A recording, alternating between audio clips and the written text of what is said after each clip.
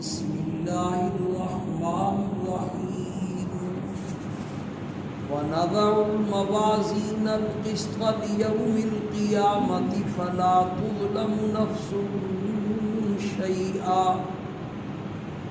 وإن كان مثقال حبة من خردل أتينا بها وكفى بنا حاسبين۔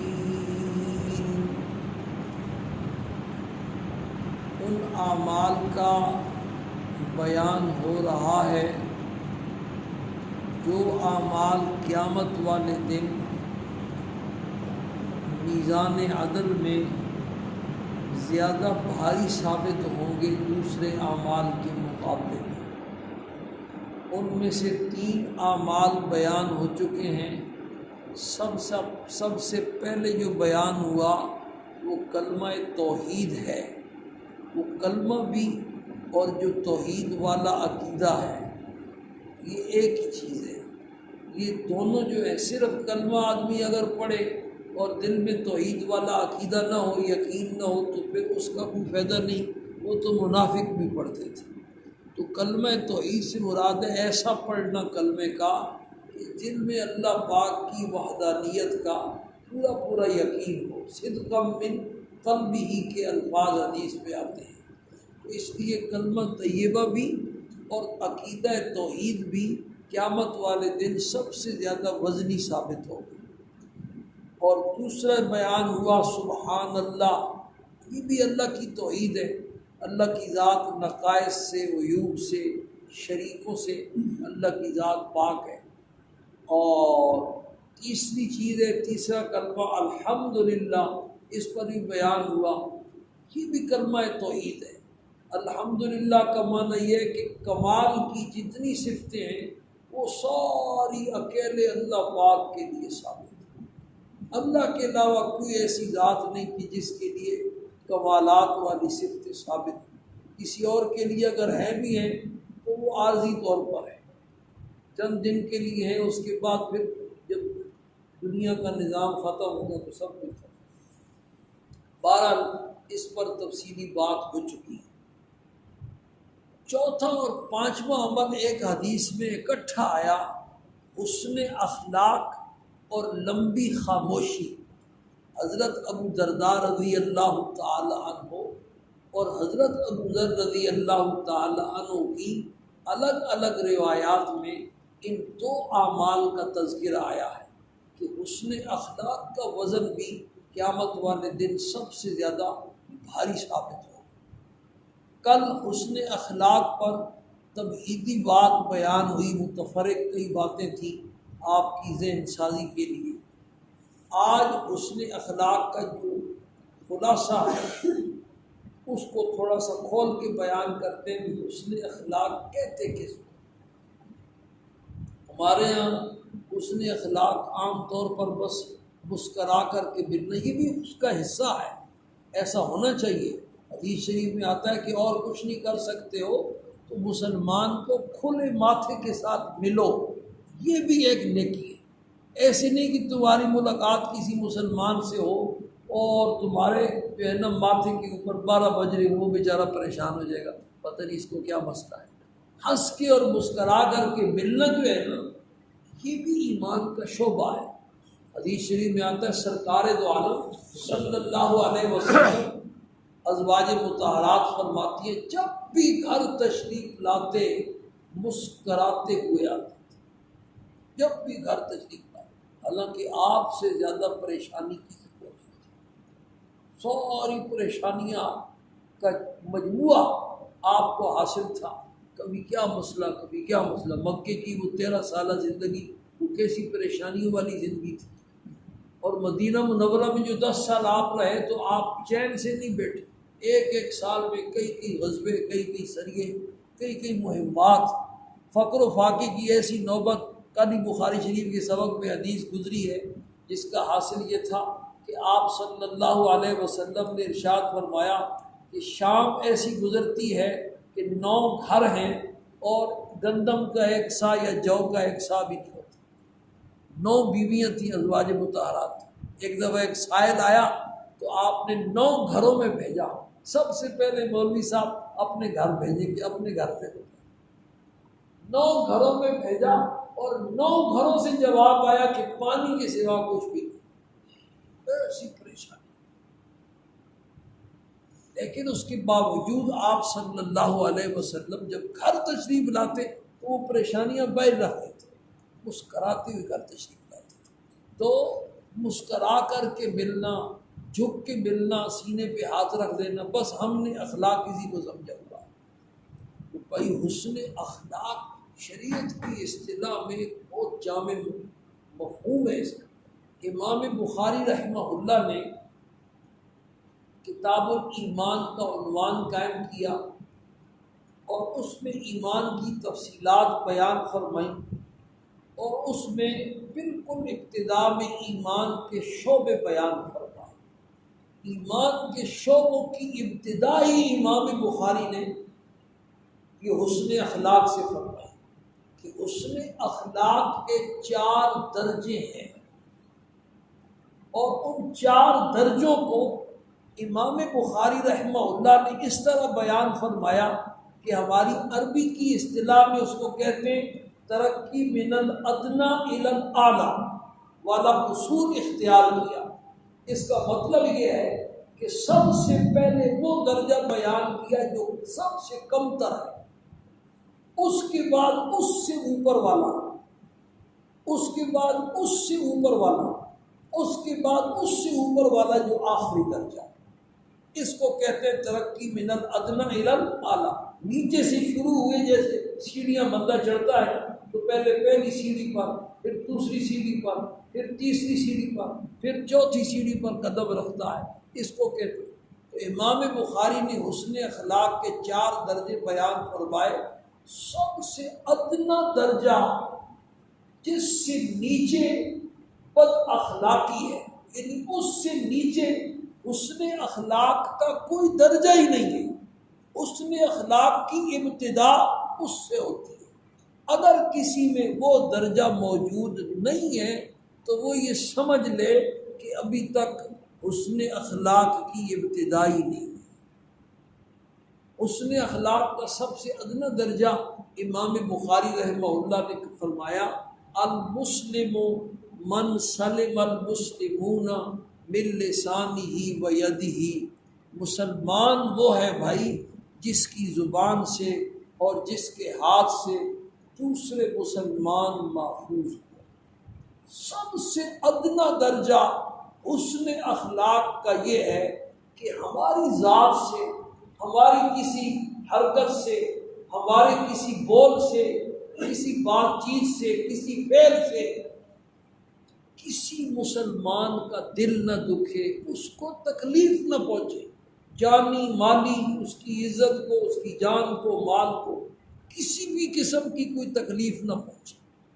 یہ سب سے ادنا درجہ۔ اگر تکلیف پہنچ رہی ہے تو پھر اس کا مطلب یہ ہے کہ ابھی تک حسن اخلاق کا ہم نے پہلا قدم نہیں رکھا۔ مسلمان، اور دوسری حدیث میں ہے من سلم الناس، کوئی مسلمان تو مسلمان ہے، عام انسانوں کے حقوق بھی ہیں۔ ایسے کافر جو ہمارے ملک میں پرامن شہری کے طور پر رہتے ہیں، ان کو قرآن و حدیث کی اصطلاح میں کیا کہتے ہیں؟ بھائی ذمہ کہتے ہیں۔ ان کو کیا کہتے ہیں؟ ذمہ۔ ان کے بارے میں آپ صلی اللہ علیہ وسلم نے ارشاد فرمایا دماؤہم کا دماؤنا واموالہم کا اموالنا واعراضہم کا اعراضنا۔ ان کی جان، ان کا مال، ان کی عزت آبرو بالکل اسی طرح ہمارے اوپر حرام ہے جسی طرح ایک مسلمان کی جان، مال، عزت آبرو حرام ہے۔ اور شرعی مسئلہ ہے کہ اگر مسلمان کسی ذمی کافر کو قتل کر دے گا، کسی ذمی کافر کو قتل کر دے گا اور مقدمے میں جرم ثابت ہو جائے گا اور شرعی نظام ہو تو قصاص میں اس مسلمان کو قتل کر دیا جائے۔ اسی سے تو عمل قائم ہو۔ وہ ہمارے ملک میں خود سرکار دو عالم بہقی شریف کی حدیث ہے، خود حضور صلی اللہ علیہ وسلم کے زمانے میں ایک مسلمان نے ایک ذمہ کافر کو قتل کر دیا تو آپ صلی اللہ علیہ وسلم نے کافر کو قتل کر دیا تو آپ صلی اللہ علیہ وسلم نے قصاص میں مسلمان کو قتل کروایا. مسلمان کون تھا؟ صحابی کو قتل کروایا. حضرت عمر فاروق رضی اللہ تعالیٰ عنہ کے زمانے میں ہیرا ایک علاقہ تھا، وہاں کے ایک مسلمان نے ایک یہودی یا عیسائی ان میں سے کسی کو قتل کر دیا تو حضرت عمر فاروق رضی اللہ تعالیٰ عنہ نے اس وہاں کے گورنر کو خط لکھا کہ قاتل کو اولیاء مقتول کے حوالے کر دو، اور انہوں نے بدلے میں اس کو قتل کر دیا. اسی طرح کا ایک واقعہ حضرت عمر بن عبدالعزیز رحمہ اللہ کی جب خلافت کا زمانہ تھا اس میں بھی واقعہ پیش آیا، اور وہ واقعہ بھی ہیرا کا تھا کہ ایک اہل کتاب کا، یہودیوں کا یا عیسائیوں کا ایک آدمی مسلمان نے قتل کر دیا. عمر بن عبدالعزیز نے گورنر کو خط لکھا کہ اس کو اولیاء مقتول کے حوالے کر دو. حدیث کے راوی کہتے ہیں میرے سامنے اس کی گردن ہو. تو مسلمان تو بھائی مسلمان ہے، جو ایسے ذمی کافر ہیں ان کے بھی حقوق ہیں. چلو ذمی تو پرامن شہری کے طور پر رہتے ہیں، جو کافر ہیں حربی، جن کافروں سے ہماری جنگ چل رہی ہے اور کوئی معاہدہ نہیں، میدان جنگ ہے، دونوں طرف سے گولیوں کی، تلواروں کی، تیروں کی بارش برس رہی ہے، ان کے بھی حقوق ہیں. ان کی بھی کسی عورت کو قتل نہیں کرنا ہے، کسی بچے کو قتل نہیں کرنا، کسی ایسے راہب کو قتل نہیں کرنا ہے جو صرف اور صرف عبادت پہ لگا ہوا ہے، جس کا سیاست سے، جنگ سے کوئی سروکار نہیں. چلو کافر تو پھر بھی انسان ہے بھائی، حیوانات کے بھی حقوق ہیں. آپ کی ذات سے کسی مسلمان کو تکلیف نہ پہنچے، کسی انسان کو بلا وجہ تکلیف نہ پہنچے، بلکہ کسی جانور کو بھی بلا وجہ تکلیف نہ پہنچے. پیاسے کتے کو پانی پلانے کی وجہ سے فاحشہ عورت کی ساری زندگی کے گناہ اللہ نے معاف کر کے جنت کا داخلہ دے دیا. ایک پیاسی مکھی کو ایک محدث نے اپنی قلم کی سیاہی پلائی، ابھی پچھلے ہفتے واقعہ بیان کیا تھا. اس عمل پر اللہ پاک نے اس کی مغفرت فرمائی. اور حدیث شریف میں، معراج والی حدیث میں آتا ہے کہ میں نے جنت میں ایک ایسا آدمی بھی ٹہلتے ہوئے دیکھا ہے کہ جو مسلمانوں کے راستے میں ایک درخت تھا جو گزرنے والوں کو تکلیف پہنچاتا تھا، تو اس نے وہ درخت کاٹ دیا اور راستہ صاف کر دیا. اللہ کو اس کی یہ ادا بڑی پسند آئی، اسی پر اللہ نے اس کو جنت میں داخل کر دیا. تو انسان تو بھائی اشرف المخلوقات ہے. ہماری کسی حرکت سے کسی جانور کو بھی تکلیف نہ پہنچے. پیاسی بلی کو پیاسا رکھنے کی وجہ سے، بھوکا رکھنے کی وجہ سے، معراج والی حدیث میں ہے کہ میں نے ایک عورت کو جہنم میں دیکھا صرف اس عمل کی وجہ سے کہ اس نے بلی کو گھر میں باندھ کے رکھا تھا اور نہ اس کو پانی دیتی تھی نہ کھانا دیتی تھی. وہ بیچاری بھوک اور پیاس سے تڑپ تڑپ کے مر گئی. وجہ ہوگی اس گناہ کی وجہ سے اللہ پاک نے اس کو جہنم میں داخل کر دیا. تو حسن اخلاق کا سب سے ادنا درجہ، جس سے اوپر جس سے نیچے بد اخلاقی ہے، وہ سب سے ادنا درجہ یہ ہے کہ ہم یہ سوچیں کہ ہمارے کسی فعل سے، ہمارے کسی قول سے، ہماری کسی حرکت سے، ہماری کسی ادا سے کسی مسلمان کو، کسی انسان کو، کسی جانور کو تکلیف تو نہیں پہنچ رہی ہے. اگر تکلیف پہنچ رہی ہے تو پھر ہم اس کی تلافی کی کوشش کریں. المسلم کامل مسلمان وہ ہے من سلم المسلمون من لسانہ و یدہ، جس کی زبان اور جس کے ہاتھ سے دوسرے مسلمان محفوظ ہیں. اور اس میں تھوڑا سا اور گہرائی میں جائیں.